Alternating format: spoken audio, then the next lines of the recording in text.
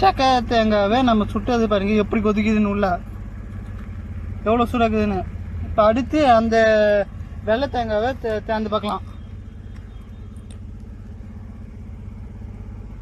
பாருங்க இதுவும் நல்லா சூடு ஏறிட்டுக்குது. இப்போ இதை உடைச்சி நாம் சாப்பிட்லாம்.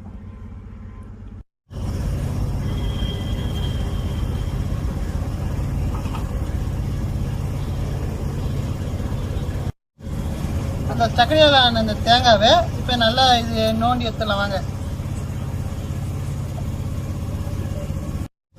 இப்போ இந்த சர்க்கரையால் ஆன இது தேங்காவை நோண்டி எடுத்துக்கலாம் வாங்க.